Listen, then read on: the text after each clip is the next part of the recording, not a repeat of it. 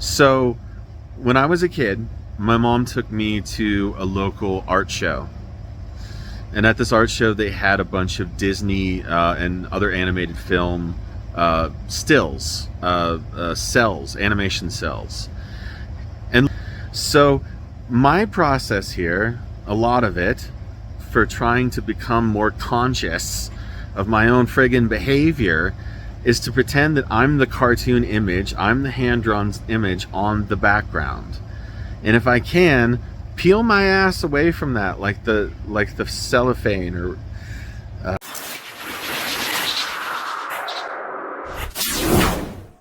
Hey everybody, welcome back to Jeff Bulls Central. It's a really hot day here in the end of July on the North American continent in a little place called Colorado. It's really hot in the house today, so we've got some fans going, so you'll probably have to use your listening ears today and compete with the fans in my voice and the fans in my voice. Just keep notching up the volume on your device. You'll get there eventually. So I wanted to talk today a little bit about personal legacy, I guess, and not the career kind, and not really the family kind. I mean the personal kind, what we leave behind, and how, to my mind, this is just how I think, but whatever we do, we're leaving something behind. Every time we do something in this world, sometimes, no matter how insignificant it is, we end up affecting those around us, affecting the world, and that becomes kind of your personal, the thing that the people that know you, the people that met you, people you interacted with, the people you met online, because we're in that era, right? What you left behind, the interactions that you had, the things you said, the things you did. How do you feel about that? How do you feel about that? I know how I feel about that, and I haven't been feeling very good about it lately, so that's kind of why I'm making this video. But how do you feel about that? How do you feel about what you're going to leave behind on a personal level? Never mind your work, or lack thereof. Never mind your family, or whatever you make in this world. What about you? What about you? And so I think the answer for most of us, if I may, is some good, some bad.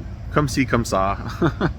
Sort of like, yeah, I did some stuff to some people that I kind of wish I hadn't done, but you know, mostly I did some good stuff. ABC, you know, I took the neighbor's dog for a walk every once in a while. I paid my taxes. I was good to my mother, whatever, you know. So maybe it's just because I have mental illness. Maybe it's because I've always been kind of negative about myself anyway. I've been feeling kind of bad about what I've been leaving behind lately. And, you know, it's like, I have a lot of interpersonal problems with people that I didn't used to have, and that really affects me because I used to pride myself on doing pretty well with people when push came to shove. Like, I felt like I was likable, that we could have an exchange, we could have some kind of like tete-a-tete, some kind of connection, and I'm starting to feel like I can't really do that as well as I used to, and it's kind of weighing on me. I like people, but I don't like them right now, because it's challenging. Not everybody, just some interactions are challenging when they didn't used to be. Just to give some context, because I try to do it in every video, I suffer from schizoaffective disorder, although I've been recovering from that for about 8 years now, from my first major psychotic episode in 2017, 2016, something like that.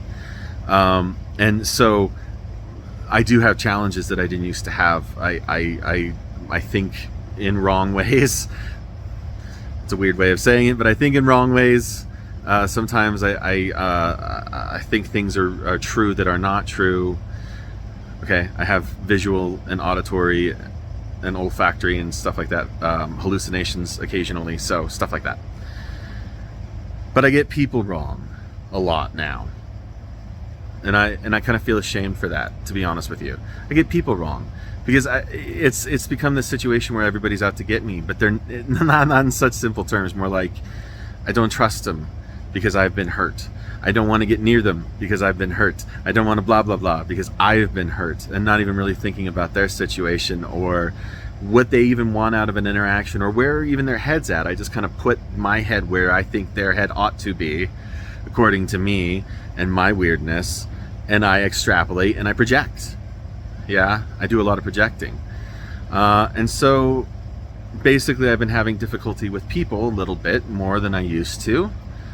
And I'm not happy about it. I've made a lot of mistakes in the last bunch of years in my life. In the last 10 years. For everything I did right, it seems like I did something wrong. I had that mental collapse.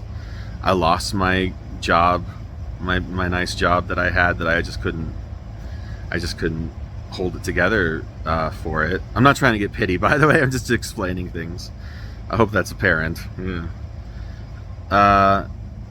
You know, I lost friendships. I lost a lot of stuff. Okay, I'm okay. I have tons of stuff. I'm a very grateful person. It's not like that.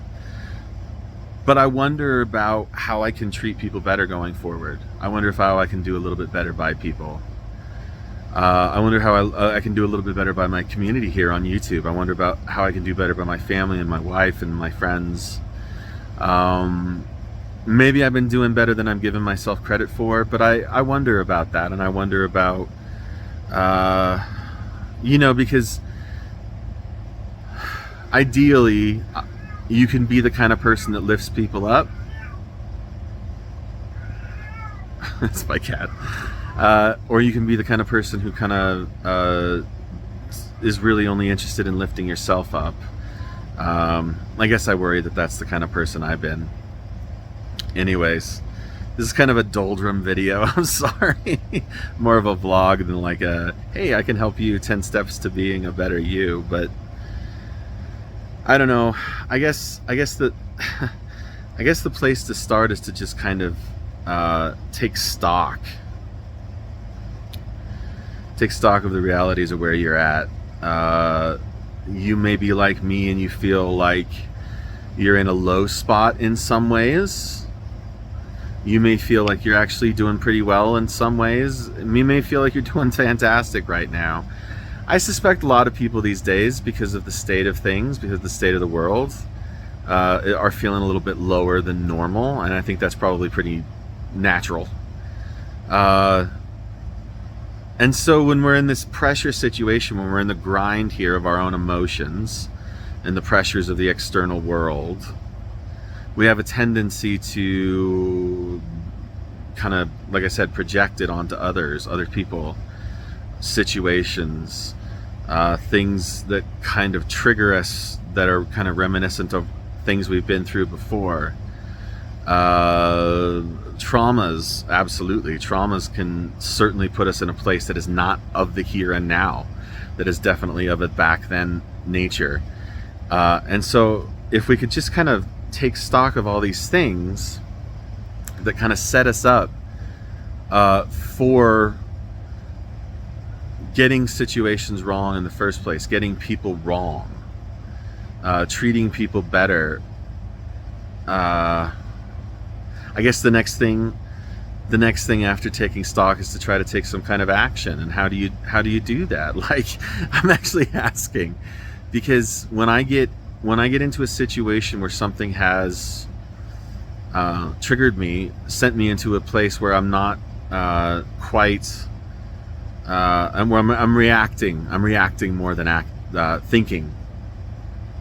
It's an emotional place rather than a nice mental, hey, I shouldn't be saying that. Hey, I maybe should take that back. That was a little mean. That was a little cruel. That was a little egotistical. That was a little selfish. So if you're in that reactive state, it's very difficult to do that. So I think we have to reduce our reactivity. And I'm not really sure how to go about that. I'm kind of just thumbing through the ideas in my head right now. I'd like to say that it's easy to dispense advice on a platform like this, and to be willing to be super personable all the time, but I get fried out, man. I get shorted out. I get temperamental. I really want to embrace something simpler. I really want to embrace better behavior towards people. I'm just in a place where I want the yuck gone. I'd like the yuck gone. And maybe you kind of feel that way too. So, as I said, try to take stock of your situation. Try to see if that's a helpful position to take, that maybe we can pick out some of these things that are kind of automatic in us that we might be watchful for, and that we can kind of slow down in a moment where you're feeling more emotional and reactive than super mental.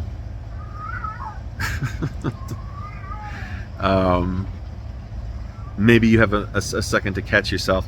A lot of this I have learned in the last so many years. A lot of it is learning to separate yourself from the background noise. To separate yourself from the background noise, if that makes sense, okay? So, when I was a kid, my mom took me to a local art show. And at this art show, they had a bunch of Disney and other animated film stills, cells, animation cells.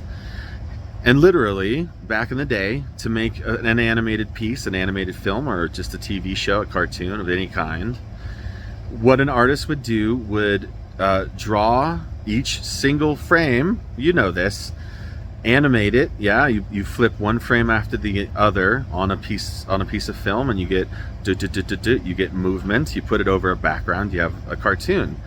So my process here, a lot of it, for trying to become more conscious of my own friggin' behavior, is to pretend that I'm the cartoon image, I'm the hand-drawn image on the background.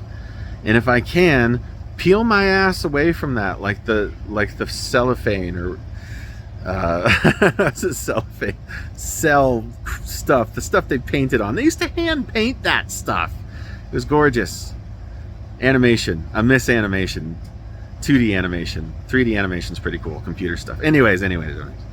All this to say, there's got to be a point where you recognize somehow, mentally, up here and here, emotionally, that you and the background noise are not the same thing. That the background noise almost has an agenda of its own.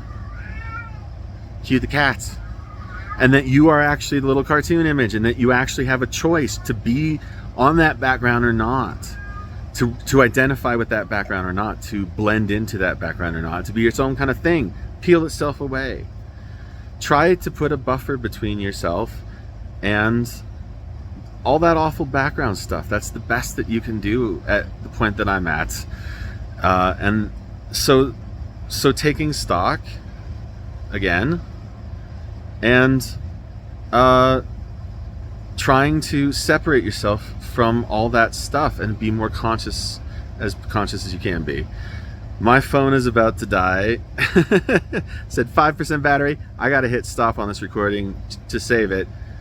Jeff Bulls Central, I hope that was helpful in some way, especially the latter half. I got my feet under me. I knew I'd do it eventually. Like, subscribe. See you later, everybody. Have a good day. Have a good July heat wave. Bye-bye.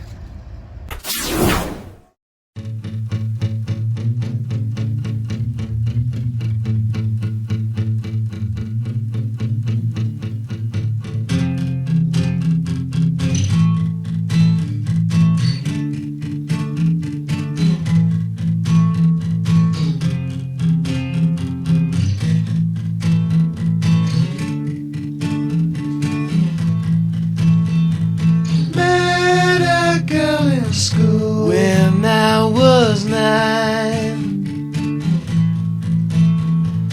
told me she had feelings, she had lies.